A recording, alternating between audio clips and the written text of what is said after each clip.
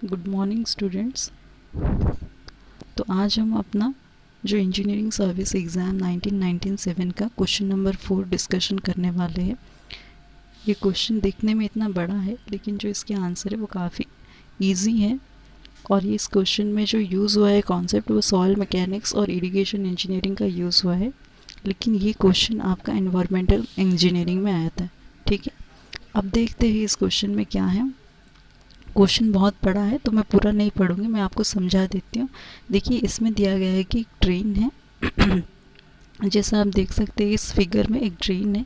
Drain की जो left side है, लेफ़्ट साइड में आपकी ड्रेन की लेफ़्ट साइड में आपकी एक पेवमेंट है। पेवमेंट से सटा हुआ सोल्जर है और सोल्जर से सटा हुआ एडजॉइनिंग लैंड है। ठीक है, ड्रेन के राइट साइड में रिजर्व लैंड है जिसकी क्रॉस स्लोप या फिर आप कह सकते हैं टर्फ जो कहते हैं हम उसे, वो 2% दे दी गई है। उसके बाद इन सब की विड्थ दे दी गई है। पेवमेंट की विड्थ 7 मीटर की है, सोल्जर और उससे सटा हुआ एडजॉइनिंग लैंड की विड्थ जो है 8 मीटर की है। साइमल्टेनियसली आप देखिए रिजर्व लैंड का जो विड्थ है वो 25 मीटर दिया गया है।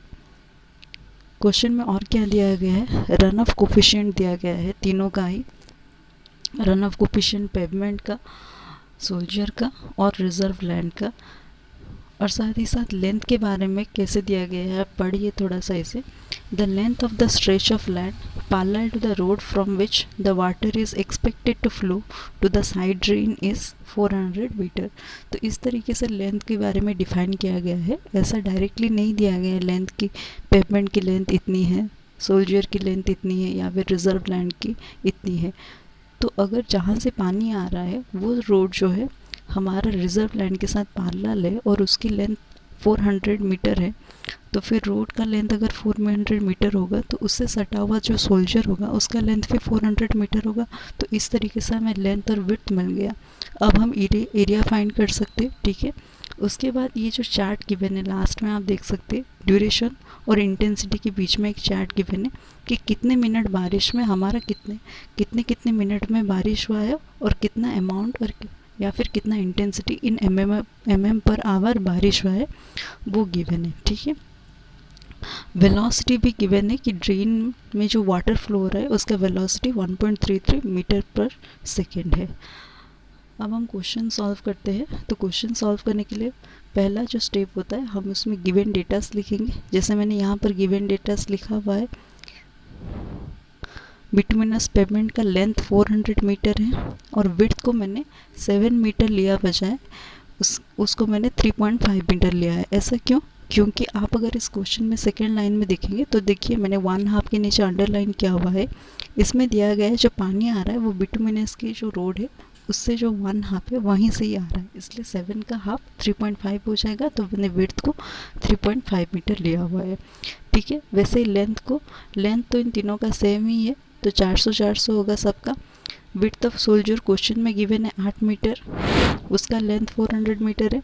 वैसे रिजर्व लैंड जो है उसका विड्थ 25 मीटर की हो और उसकी लेंथ जो है वो है आपकी 400 मीटर की। तो इस तरीके से आप एरिया फाइंड कर सकते हैं तीनों का।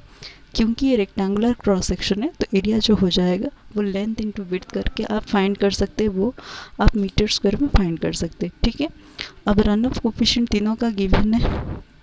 इनलेट टाइम जो है कि पानी कब ड्रेन के इनलेट में आएगा वो 10 मिनट गिवन है और velocity of flow in the drain जो है वो 1.33 मीटर पर सेकेंड है। ठीक है, अब हमें फाइंड करना है quantity of run of. Run of का यूनिट क्या होता है, क्यूबिक मीटर पर सेकेंड, यानी कि हमें अल्टीमेटली डिस्चार्ज ही फाइंड करना है ना।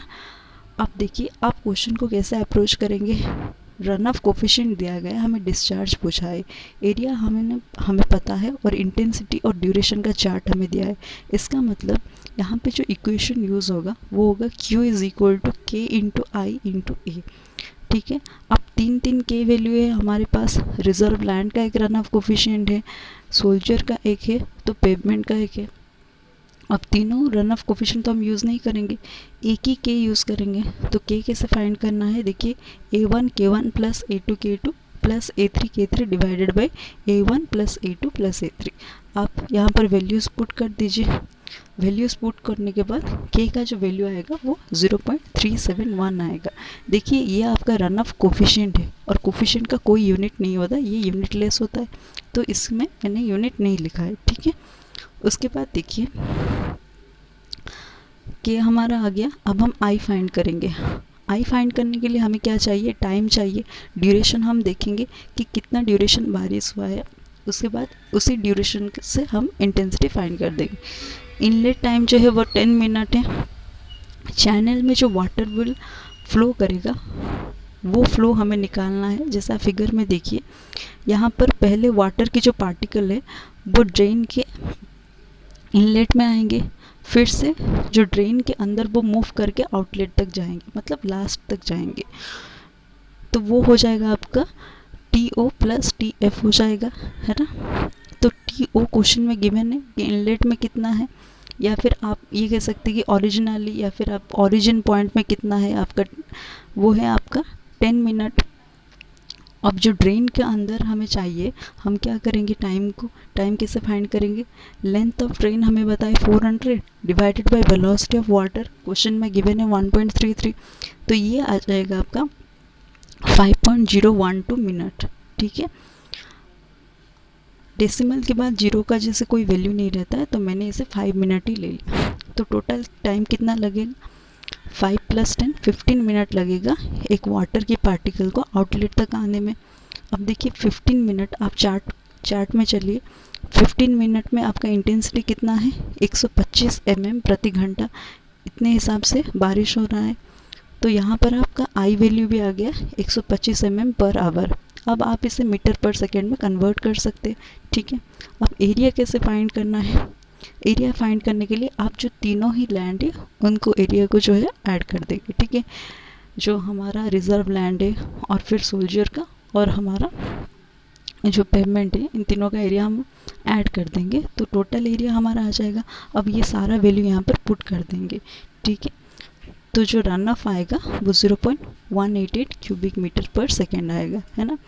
इस क्वेश्चन में एक और जो इंटरेस्टिंग बात ये है कि बहुत सारे रिडंडेंट डेटास दिया गया है। रिडंडेंट डेटास का मतलब क्या होता है, ऐसे डेटास जो कि क्वेश्चन में किसी काम का नहीं है या फिर कहीं पर भी वो यूज़ नहीं होगा, बस उसे स्टूडेंट को कंफ्यूज करने के लिए दिया जाता है। जैसे यहाँ पर दिया गया है कि क्रॉस स्लोप जो है 2% की है, इसकी कोई यूज़ ही नहीं था। अब जब क्वेश्चन पढ़ेंगे तो स्टार्टिंग में ही यहाँ पर एक एयरपोर्ट रोड दिया गया है, तो बच्चे जब इस क्वेश्चन को पढ़ना शुरू करेंगे तो वो लोग सोचेंगे कि ये शायद एयरपोर्ट का कोई कन्वेंशनल क्वेश्चन है जो कि दे दिया गया है, लेकिन ऐसा बिल्कुल भी नहीं है। इसलिए मैं आपको सजेस्ट करूँगी, कोई भी क्वेश्चन हो इस तरीके से, मतलब बड़ा वाला क्वेश्चन हो, आप एक बार उस क्वेश्चन के गो थ्रू हो जाए, एक बार पढ़ लीजिए, हो सकता है कि वो क्वेश्चन ईजी हो और आप उसकी जो साइज़ देखकर आप उसे जोड़ कर आ रहे हैं। देखिए यहाँ पर एक है 10 ईयर फ्रीक्वेंसी, अगर आप लास्ट में से 4 नंबर लाइन में जाएंगे तो यहाँ पे लिखा है 10 ईयर फ्रीक्वेंसी, तो कुछ लोग इसे समझ रहे होंगे कि यहाँ पे कुछ फ्लड के बारे में पूछा गया है कि फ्लड कैलकुलेट करना है, जो रिकरेंस इंटरवल, ये सब, क्योंकि टाइम भी गिवन है। तो इस तरीके से हम क्वेश्चन जो होते हैं इतने इजी क्वेश्चन छोड़कर आ जाते हैं, ठीक है। तो हमें इन सारे फील्ड में भी थोड़ा सा काम करना होगा, ठीक है। Thank you.